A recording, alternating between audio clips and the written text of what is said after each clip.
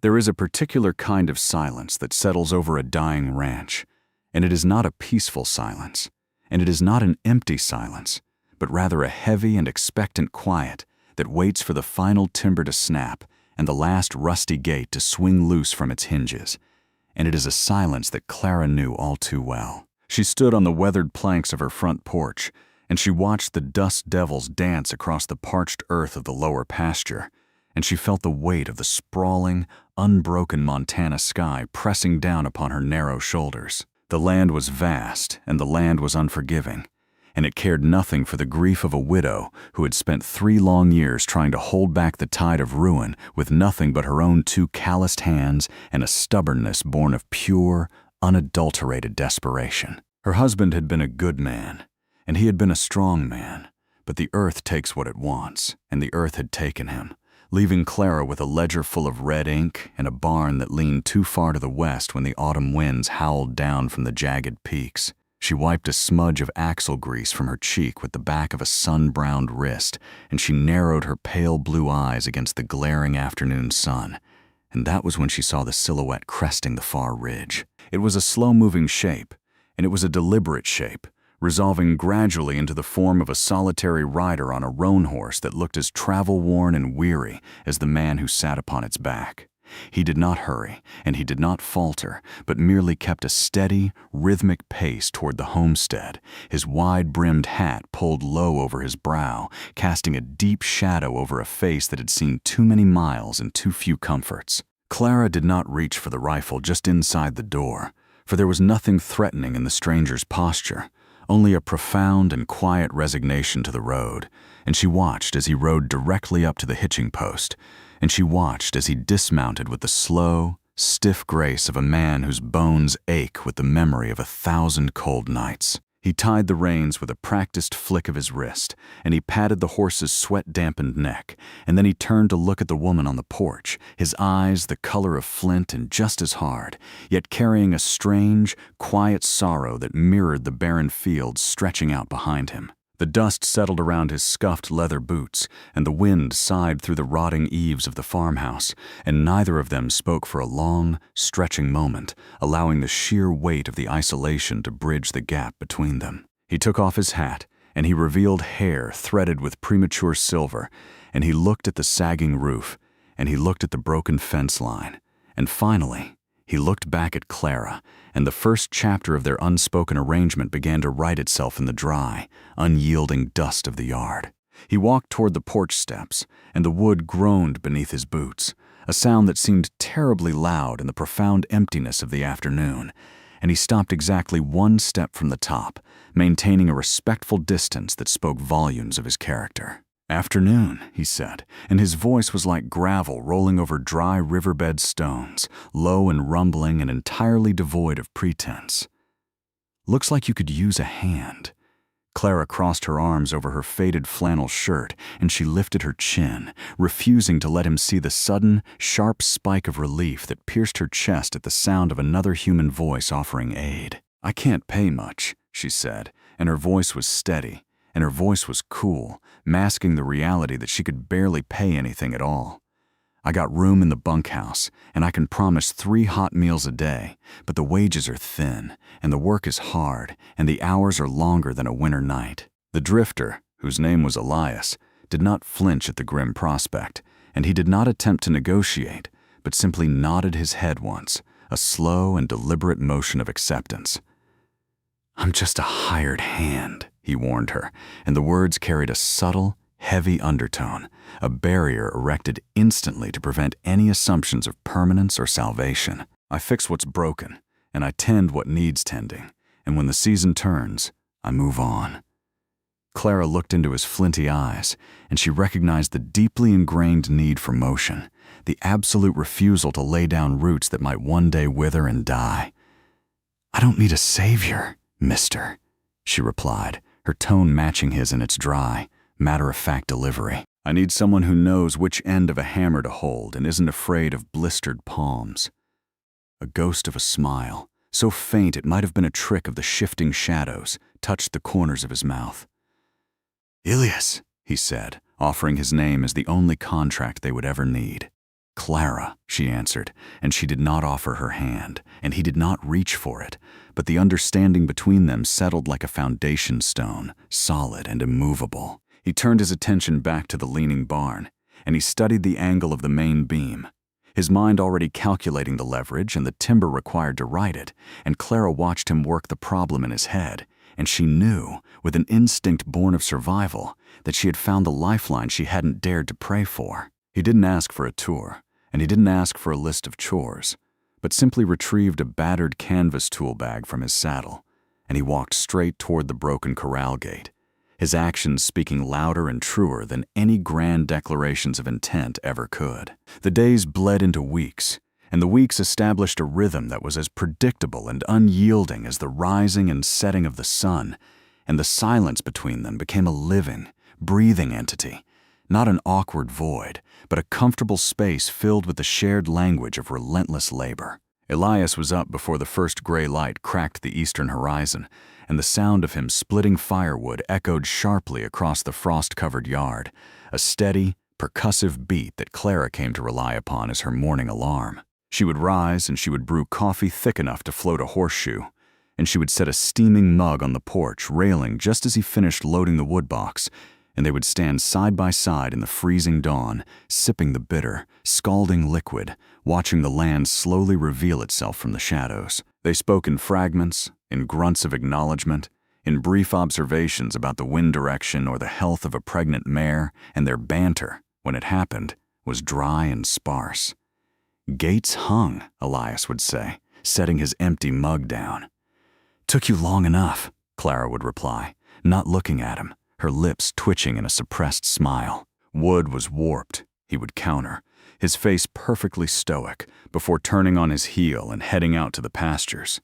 He worked with a quiet, profound competence, and he mended the fences, and he patched the roof, and he cleared the irrigation ditches, his hands moving with the practiced efficiency of a man who found his only peace in the physical exhaustion of his own body. Clara worked just as hard, tending the vegetable garden and mending tack and managing the meager books, and she found herself anticipating his presence, noticing the small, insignificant details of his existence, like the way he always favored his left knee after a long day in the saddle, or the meticulous way he cleaned his tools every single evening before turning in. He never complained, and he never asked for a day of rest, and she began to leave an extra slice of cherry pie wrapped in wax paper on the kitchen counter after dinner, a silent offering of gratitude that he would silently accept, leaving the empty plate cleanly washed in the sink by morning. It was a delicate, intricate dance of mutual respect and unspoken affection, a slow-burn connection forged in the crucible of hard work and shared survival. And as the autumn leaves flared brilliant gold and red before falling to the earth, the ranch slowly, miraculously, began to breathe again. The true test of their fragile alliance arrived not with a slow decline, but with the sudden, violent fury of an early winter storm that swept down from the mountains like a wrathful spirit, turning the sky a bruised, angry purple and dropping the temperature 30 degrees in the span of an hour. The wind shrieked through the valley, and the sleet drove down in horizontal sheets, stinging like thrown gravel, and Elias and Clara scrambled frantically to secure the livestock, fighting against the blinding, deafening gale. They had just managed to herd the last of the terrified horses into the main barn when Clara realized, with a sudden, icy knot in her stomach, that the old hound, Buster, was missing from his usual spot by the tackroom door. "He's still out there!" she shouted over the roar of the wind, panic finally fracturing her stoic facade. But before she could turn back toward the storm, Elias was already moving, grabbing a coiled rope and a heavy lantern. "Stay here!" he bellowed, his voice cutting through the chaos, and he plunged back out into the freezing maelstrom without a second's hesitation, the darkness swallowing him whole. Clara paced the dirt floor of the barn, and she gripped her hands together until her knuckles turned white, and she prayed to whatever rough gods watched over this harsh country, the minutes stretching into an agonizing eternity while the storm battered the wooden walls with merciless intent. When the barn door finally slammed open again, Elias stumbled inside, entirely coated in ice and mud, clutching a shivering, mud-soaked Buster tightly to his chest. But as he lowered the dog to the hay, Clara gasped. A deep, jagged tear ripped through the sleeve of Elias's coat, and dark, thick blood mingled with the melting sleet, the result of a vicious tangle with a loose strand of rusted barbed wire hidden in the blinding snow. He tried to wave her away, gritting his teeth against the pain, muttering that it was just a scratch. But Clara would have none of it, her authority absolute as she commanded him into the kitchen, the wind howling outside completely forgotten in the face of his injury. She sat him down by the cast-iron stove, and she brought a basin of warm water and clean rags, and she peeled the ruined coat from his broad, shivering shoulders, her hands surprisingly gentle as she cleaned the angry wound. The kitchen was small, and the heat from the stove was intense, and the air between them grew impossibly thick as she carefully stitched the cut, his muscles tense, his breathing ragged, their faces mere inches apart in the flickering golden glow of the kerosene lantern. "You reckless fool," she whispered, her voice trembling slightly, betraying the depth of her fear, and he looked down at her bowed head, his stony expression softening into something devastatingly tender. "He's your dog, Clara," he said simply, as if risking his life for her comfort was the most natural, unavoidable thing in the world, and in that quiet, charged moment, the undeniable truth of their bond solidified, unspoken but absolute. "Now, let me ask you something, and I want you to really think about it before you answer down in the comments. Where are you watching this from? And have you ever experienced a winter so cold and a night so dark that the only warmth left in the world seemed to come from the quiet presence of the person sitting next to you? As the storm blew itself out and the deep, silent freeze of midwinter settled over the valley, locking the world beneath a glittering sheet of white, the boundaries between the hired hand and the widow began to blur into a comfortable, domestic familiarity. The outdoor work dwindled to the bare necessities of feeding and watering, and so their days were spent mostly indoors, surrounded by the smell of wood smoke and baking bread, the tension between them transforming into a companionable warmth. Elias took to repairing the small things, fixing the squeaky floorboard in the hallway, and oiling the hinges of the cabinets, and meticulously restoring Clara's grandfather clock, his large, rough hands handling the delicate gears with surprising, reverent grace. Their humor, always dry, became a staple of their daily routine, a way of communicating affection without crossing the invisible line he had drawn on that very first day. He would spend an hour battling the old, temperamental coffee percolator, cursing it softly under his breath, and Clara would watch him from the table, a genuine smile playing on her lips. "You know, Elias, a man who can tame a wild Mustang ought to be able to figure out a simple tin pot," she would tease, and he would shoot her a sideways glare, his eyes dancing with amusement. "The Mustang has logic, Clara," he would deadpan. "This pot is possessed by the devil himself." They played cards in the evenings by the light of the fire, the stakes nothing more than matches or chores, and they sat in companionable silence, listening to the wind rattle the window panes, entirely content in the small, safe universe they had built against the harshness of the outside world. Yet the phrase "hired hand" still hung in the air, a stubborn ghost that Elias kept alive, a shield against the terrifying vulnerability of staying, and Clara, respecting his boundaries, never asked him for more than he freely gave, though her heart had long since made its choice. The illusion of their isolated sanctuary was shattered with the arrival of the spring thaw, when the mud was thick and the roads were barely passable, bringing with it a shiny, out-of-place automobile that crawled up the driveway like a predatory beetle. Out stepped Harrison Vance, the owner of the largest corporate ranch in the neighboring county, a man whose tailored suit and polished boots stood in stark, offensive contrast to the rugged authenticity of the land he wished to devour. Clara stood on the porch, wiping her hands on her apron, her spine stiffening, while Elias, who had been chopping wood near the barn, paused, resting his hands on the handle of his axe, his entire body going perfectly still, a silent sentinel watching a threat approach. Vance smiled, a smile that didn't reach his cold, calculating eyes, and he spoke of debts, and he spoke of the hard winter, and he produced a folded document from his breast pocket, offering to buy Clara out for a fraction of what the land was truly worth, dressing his greed in the guise of neighborly charity. "It's too much for one woman, Clara," Vance said, his voice dripping with condescension. "Take the money. Move to the city. Live comfortably. This land is going to break you." Clara did not raise her voice, and she did not lose her temper, but she looked Vance dead in the eye, her resolve as immovable as the mountains behind her. "This land is my home, Harrison, and it is not for sale. Not today, not tomorrow, not ever," she stated, her words ringing clear and sharp in the crisp spring air. Vance scoffed, stepping closer, attempting to use his physical presence to intimidate her. But before his foot could hit the first wooden step, Elias was there. He hadn't run, and he hadn't shouted, but he had materialized at the base of the porch with terrifying speed, the heavy axe still resting casually in his grip, his massive frame positioned firmly between Vance and Clara. Elias didn't say a word, and he didn't make a threat, but the dark, murderous promise in his flint-gray eyes caused Vance to stop dead in his tracks, the slick rancher suddenly realizing he was standing entirely too close to a highly capable, highly dangerous man. The silence stretched, thick and suffocating, until Vance slowly backed away, swallowing hard, his arrogant composure crumbling into nervous retreat as he returned to his car and sped away down the muddy drive. That evening, the atmosphere in the farmhouse was thick with the adrenaline of the confrontation, and Clara poured 2 glasses of amber whiskey, setting one down in front of Elias, who sat staring deeply into the flickering flames of the hearth. He took the glass, and he turned it slowly in his rough hands, the amber liquid catching the firelight, and the stoic mask he wore so well finally slipped, revealing the profound, weary sadness that drove him from town to town. "He'll be back," Elias murmured, his voice rougher than usual.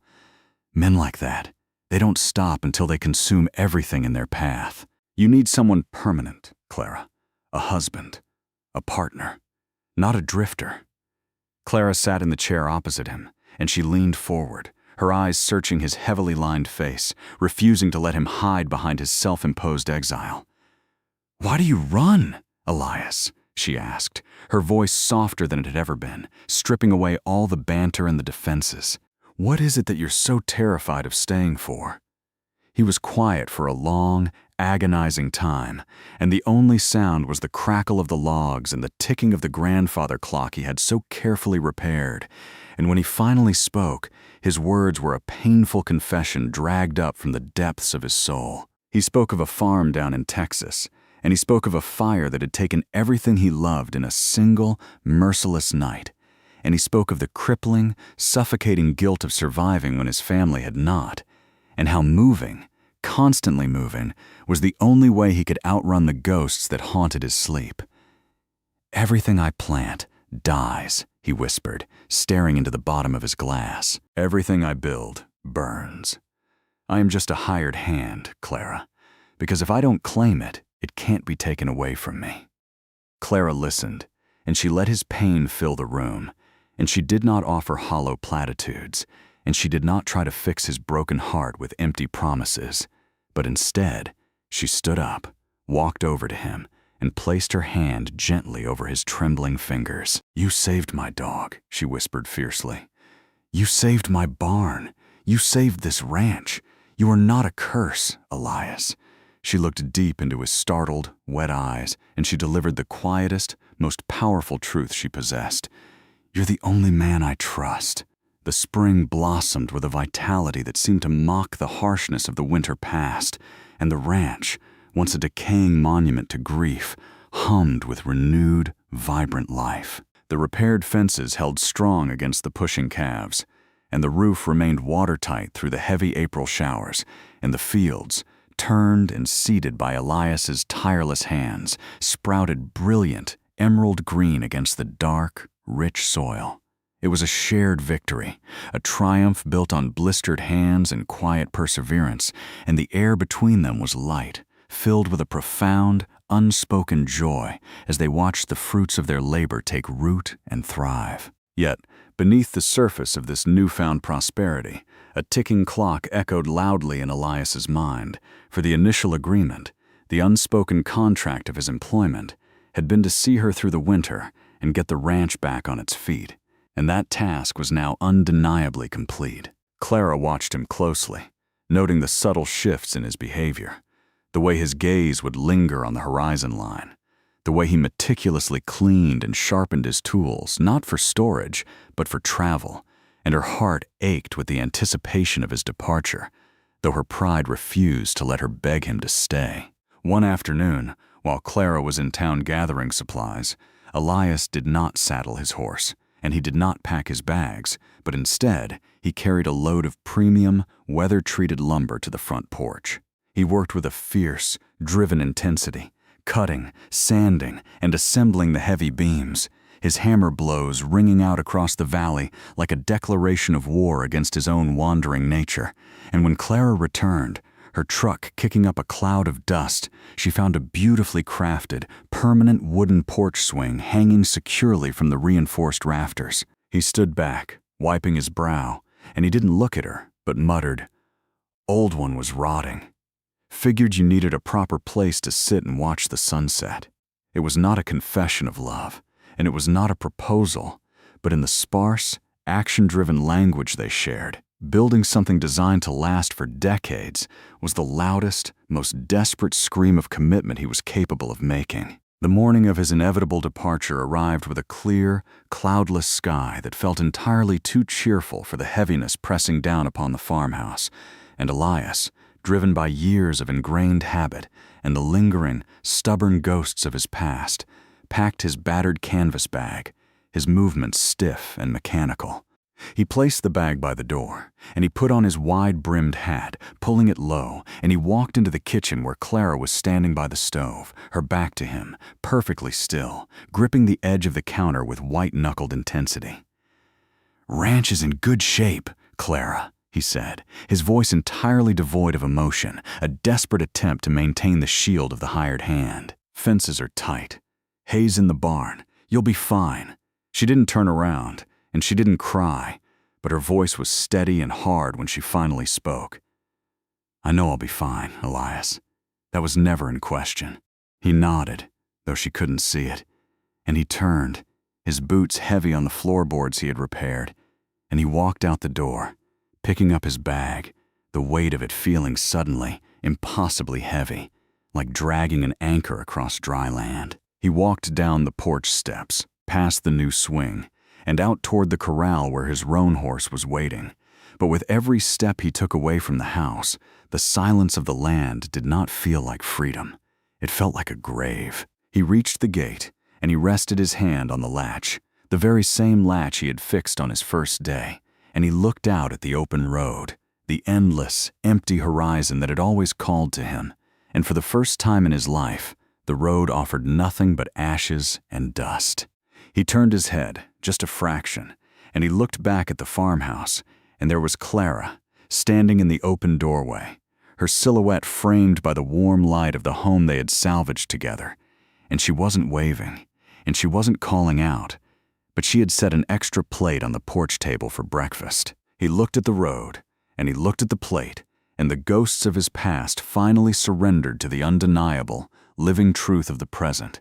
And with a slow, deep exhale, Elias dropped the canvas bag into the dirt, letting the latch fall shut, turning his back on the horizon forever. Decades have passed since that morning, and the dust has settled, and the seasons have turned, and the old ranch has grown into a sprawling, prosperous testament to endurance, its white fences stretching proud and unbroken across the rolling Montana hills. The porch swing still hangs from the rafters, worn smooth by years of use, and on warm summer evenings, you can find two figures sitting there, their hair white as winter snow, their hands weathered and lined like the bark of ancient oak trees, watching the sun dip below the jagged peaks. They don't talk much, because they don't need to. Their lives so deeply intertwined that a shared glance or a gentle squeeze of a hand conveys volumes that words could never hope to touch. Their love built not on fiery, fleeting passion, but on the solid, immovable bedrock of shared labor, deep respect, and quiet, unwavering presence. Elias is no longer a hired hand, and he is no longer a drifter, but a man who found his anchor in the unyielding strength of a woman who refused to let him run. And Clara is no longer a lonely widow fighting a losing battle, but the matriarch of a thriving legacy, secure in the knowledge that the man beside her will never let her face the storm alone. The ghosts of the past have long since been laid to rest, replaced by the laughter of grandchildren running through the tall grass and the satisfied, weary aches of a life well lived, a life built entirely from the ruins of what came before. And so, my friends, we are reminded that sometimes the greatest romances are not spoken in grand declarations beneath moonlit balconies, but are whispered in the rhythmic thud of a hammer, the mending of a broken fence, and the quiet, stubborn choice to stay when leaving would be so much easier. Thank you for listening.